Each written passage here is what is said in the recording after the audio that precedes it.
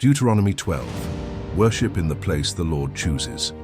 Moses told Israel that these were the statutes and rules they were to be careful to do in the land the Lord, the God of their fathers, was giving them to possess, all the days they lived on the earth. They were to completely destroy all the places where the nations they were dispossessing had served their gods, on the high mountains, on the hills, and under every green tree. They were to tear down their altars, smash their pillars, burn their Asherah poles with fire, and destroy the names of their gods from those places. They were not to worship the Lord in that way.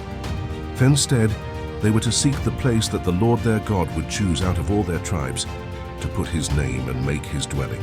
There they were to bring their burnt offerings, sacrifices, tithes, contributions, vows, free will offerings, and the firstborn of their herds and flocks. There they were to eat before the Lord and rejoice with their households in all that they undertook, because the Lord had blessed them. Moses said that they were not to do as they were doing at that time, everyone doing whatever was right in his own eyes, because they had not yet come to the resting place and inheritance the Lord was giving them. But when they crossed the Jordan and lived in the land the Lord was giving them, and he gave them rest from their enemies, then they would live in safety.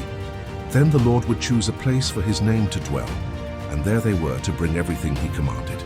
They were to rejoice before the Lord, they, their sons and daughters, their male and female servants, and the Levite within their towns, because the Levite had no portion or inheritance. Moses warned them to take care not to offer sacrifices wherever they pleased, but only at the place the Lord chose. They could eat meat within their towns whenever they desired, according to the blessing of the Lord, whether they were clean or unclean. But they were not to eat the blood, because the blood is the life, and they were not to eat the life with the meat. They were to pour it out on the earth like water.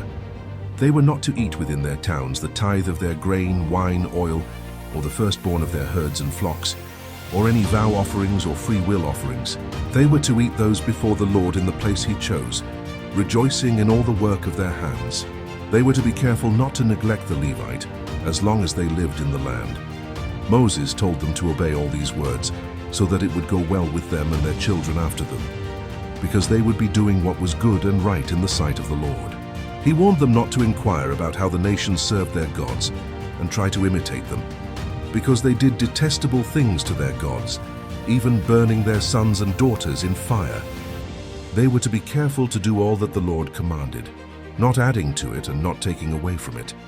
Next comes Deuteronomy 13, where Moses warns Israel about false prophets and those who would try to lead them away from the Lord.